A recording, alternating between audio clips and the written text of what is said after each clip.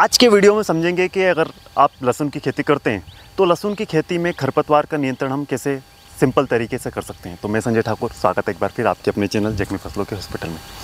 किसान भाई, आप भी जानते हैं कि जो किसान भाई लहसुन की खेती करते हैं, लहसुन की खेती में एक बड़ा जो किसान भाई को टास्क मिलता है वो ये मिलता है कि खरपतवार नियंत्रण कर नहीं पाते हैं। होता भी है तो 50% 60% के आसपास वो खरपतवार नियंत्रण होता है, बाद में हमको उसकी निंदाई भी करना पड़ती है।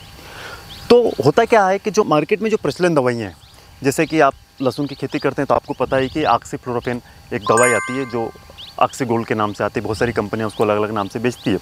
अब ये जो दवाई है एक्चुअली ये लहसुन की दवाई नहीं है, ये कहीं ना कहीं हम एक तरह का इसका जुगाड़ किया है और जुगाड़ के हिसाब से हम इसको दवाई डालते हैं। अब जैसे मान लो कुछ किसी फार्मर जो प्रैक्टिस होती है वो फार्मर प्रैक्टिस ये होती है कि कुछ किसान भाई इसको पानी देने से पहले इसको सूखे में डाल देते हैं। कुछ किसान भाई 72 घंटे के अंदर मतलब पानी दे दिया उसके बाद 72 घंटे के अंदर डाल देते हैं। कुछ किसान भाई तो इसको 15 दिन बाद भी इसको डालते हैं। ये तीनों सेगमेंट में ये दवाई चलती है। अब होता क्या है कि जो फार्मर जो प्रैक्टिस होती है ये होती है कि रोटावेटर करने के बाद हम दवाई डालते हैं। तो होता क्या है, जैसे मान लो आपने रोटावेटर करने के बाद दवाई डाली तो रोटावेटर करने के बाद इस तरह के हमारे खेत में पत्थर दिखाई देते हैं।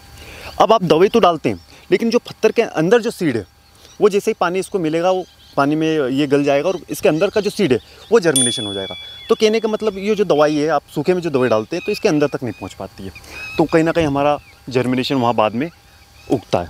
दूसरी एक समस्या क्या आती है कि यदि हमने बोने के बाद इसको दवाई डाली है, अब बोने के बाद 15 दिन के बाद हमने अगर दवाई डाली है तो ये जो दवाई है ये लहसुन के ऊपर फाइटो ला देती है। मतलब कहीं ना कहीं उसके ऊपर अगर हमने डोज इसको ज़्यादा कर दिया, एक्चुअली इसका डोज अलग रिकमेंडेशन है, यदि हमने इसे थोड़ा सा डोज बढ़ा दिया तो ये सफ़ेद जो हमारी लीफ होती है उसके ऊपर सफ़ेदपन ला देती है और जिससे हमारी लहसुन की फसल झुक जाती है और लगभग वो 15 दिन के लिए उसकी चाल वहीं की वहीं स्टॉप हो जाती है।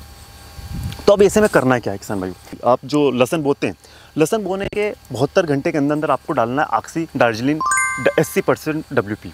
ये टेक्निकली बेसिकली आप अगर इसको मैं ब्रांड नेम के ऊपर जाऊँ तो ये टॉप स्टार के नाम से बहुत बड़ा फेमस ब्रांड रहा है ये बायर कंपनी का। और आप अगर लहसुन की खेती करते हैं तो कहीं ना कहीं इस नाम से आप जुड़े होंगे। कुछ समय पहले कंपनी ने इस टेक्निकल को बंद कर दिया था। अभी ये बहुत सारी कंपनियां इसको लेके आई है, जैसे अभी परिजात तबाह के नाम से लेके आई, अदमा कंपनी का भी आता है। ये जो टेक्निकल है, ये टेक्निकल का हमने जितना भी अभी रिव्यू लिया है इसका रिव्यू बहुत अच्छा है। अच्छा इसलिए है कि आपके जो खेत में है इसको आप पानी देंगे, पानी देने के 72 घंटे के अंदर कोशिश करें आप 48 घंटे के अंदर ही इसका स्प्रे कर दें पीछे से। यदि आप इसका पीछे से स्प्रे करते हैं तो एक तो आपकी ये समस्या आती है कि जो जर्मिनेशन वाला सीड है, पत्थर फूटने के बाद जो जर्मिनेशन वीड होता है ये नहीं होगा। दूसरी बात ये आपकी जो लहसुन में जो बुखार आता है जो 15-20 दिन के लिए चाल रुक जाती है और कई बार उसके चाल रुकने के बाद फंगस की भी उसमें बीमारी आ जाती है। तो ये बीमारी आपकी खेत में नहीं लगेगी यदि इसका आप 72 घंटे के अंदर इसका स्प्रे करते हैं। इसमें एक सावधानी ज़रूर रखिए कि हमको लेट नहीं होना है। जो ये प्री इमरजेंस वीडिसाइड है, प्री इमरजेंस मतलब उगने से पहले, किसके उगने से पहले, खरपतवार को उगने से पहले ये काम करता है।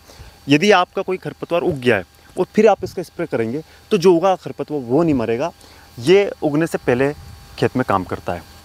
टेक्निकल का नाम है oxy Darjeeling 80% WP, pre emergence herbicide है ये। इसका जो मार्केट में जो डोज है वो रिकमेंडेशन है 50 ग्राम प्रति बीघा। मार्केट में इसके जो पाउच आते हैं 22.5 ग्राम का भी आता है, 35 ग्राम का, 50 ग्राम और 100 ग्राम। इसको हमको जो डालना है वो 50 ग्राम प्रति बीघे के हिसाब से बोने के पानी देने के 72 घंटे के अंदर इसको हमको डालना है। यदि किसान भाइयों आपने भी ऑक्सा डार्जिलिंग 80% WP जो कि 72 घंटे के अंदर हमको दवाई डालना है, यदि आपने इसका उपयोग किया है तो कृपया अपने अनुभव कमेंट्स बॉक्स में ज़रूर शेयर करें ताकि अन्य किसान भाई उसका लाभ ले सकें। इसी तरह के वीडियो देखने के लिए चैनल पर बने रहें। तब तक अपनों की हेल्प कीजिए, किसान भाइयों की हेल्प कीजिए और इस देश के विकास को गति दीजिए। जय हिंद।